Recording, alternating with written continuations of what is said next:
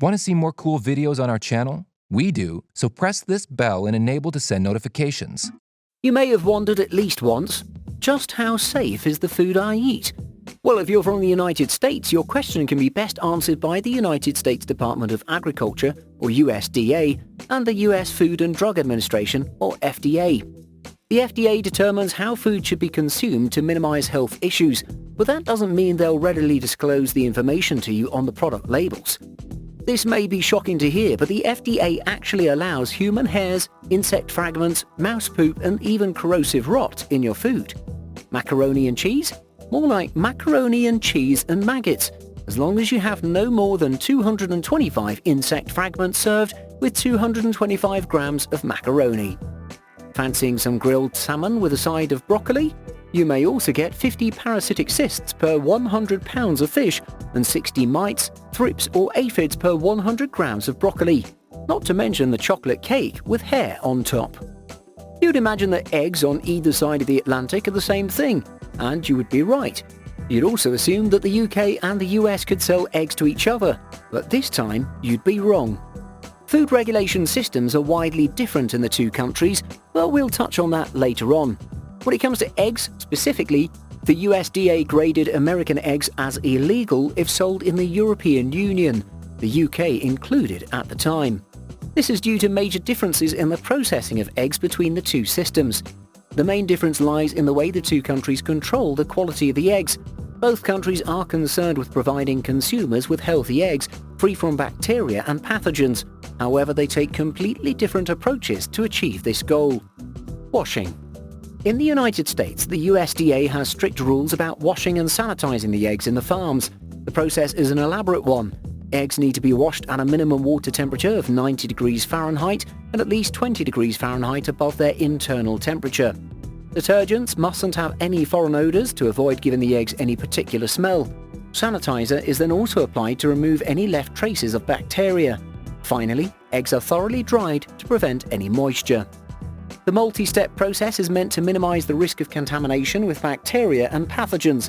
Nevertheless, it poses risks of its own doing. For instance, the drying of the eggs needs to be extra careful in order to prevent the eggshells from cracking. Serious efforts are also taken to ensure that the washing water is clean and safe before bathing the eggs. Unfortunately, water is an excellent environment for pathogens such as salmonella, as they can pass through the surface pores of the eggs. This high risk of contamination during the numerous cleaning processes is the exact reason why the UK and Europe in general do not practice any washing and drying of the eggs. Regulations in Europe stipulate that washing can damage the eggshells. For Class A eggs, the fear is that the washing process could damage other physical barriers, such as the cuticle. On the other hand, if left untouched, the eggshell is believed to act as an effective barrier against any bacterial contaminators. To get the picture, let's look closely at the egg components.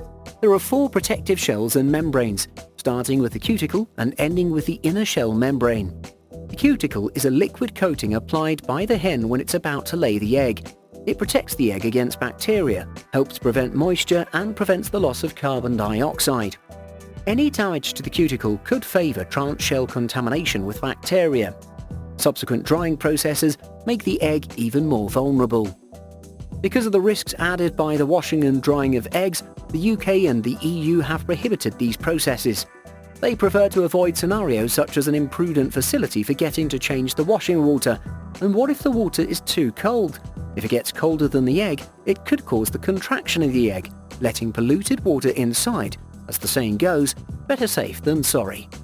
That's not to say that the eggs are not treated with care, but they are left in a more natural condition, since it's been proven that the eggs have enough protective barriers on their own. Of course, there's also a cost component at play. All the extra control processes employed by the US bring additional costs to farmers and sellers. However, chicken farmers in Europe do not necessarily have an easier job. Although legislation prohibits the cleaning of eggs, they still need to ensure the eggs look as clean and appealing as possible. Supermarkets and consumers will not be interested in purchasing dirty eggs. This complicates things. Farmers need to take extra care of the farm conditions, including the hens' houses and the collection of eggs. USDA response against these risks. Such measures are frowned upon by the USDA, who doesn't believe that modern farm management practices can produce exclusively clean eggs, especially if the hens are raised in a free-range system. When the hens roam freely in the farms, they risk picking up various raw agricultural commodities. Any type of dirt on the eggshells is considered a food safety risk for consumers. Furthermore, the US takes extra measures to ensure that the cleaning processes don't end up damaging the eggs instead of protecting them. For instance, to avoid the removal of the cuticle during the washing process, egg producers add a layer of protective spray beforehand. However, this is not a common practice anymore. Only 10% of eggs in the market are undergoing this extra measure. In the past, egg production was more seasonal, and eggs were stored for long periods, prompting producers to add extra safety measures. Today, we have more advanced ways of controlling production, mostly by adjusting the temperatures in the facilities where hens are raised. Storage. The other big difference lies in the way that eggs are stored in the place of distribution, such as supermarkets.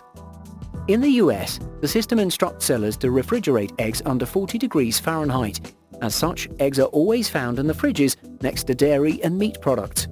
This tactic is adopted in order to minimize the risk that the eggs develop salmonella. It turns out that after 21 days of being kept at room temperature, the eggs experience an increase in the number of salmonella cells. Storing them in cooler temperature, however, prevented the growth of bacteria and kept the eggs safer for a longer time. Salmonella wouldn't be such a concern if hens were treated against it in the first place, but vaccination is not a common practice in the US. In the UK and Europe in general, on the other hand, vaccination is a popular practice among farmers. Salmonella doesn't pose a big risk anymore in the UK since vaccination started in the 1990s. The trigger was a crisis that affected thousands of people after consuming infected eggs. Farmers managed to eradicate the threat by vaccinating their hens. This is partly why eggs are kept on unrefrigerated shelves in European supermarkets. It's very common to find them in the open air and near baking products.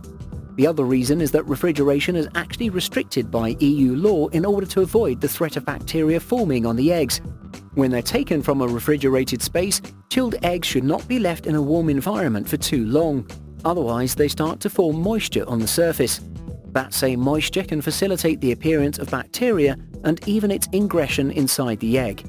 European regulation, therefore, tries to prevent such events.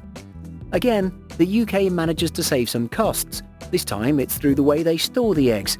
Constant refrigeration required to keep the eggs cool can get very energy intensive and costly. Both systems produce safe eggs, just differently. It's a lot to digest already, we know. If you think about it, both the US and the UK target the same result, offering safe and healthy eggs to consumers.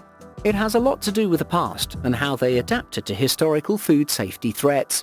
The US managed to advance cleaning technology, assisting farms in producing bacteria-free eggs. Europe never got on board with this method, preferring to rely on the eggs barriers against contamination threats. The key to maintaining success for each system is consistency. For instance, if you use refrigeration, you need to ensure that the rule is followed across the entire value chain, from farm to store and consumers' homes. Otherwise, the eggs will start sweating.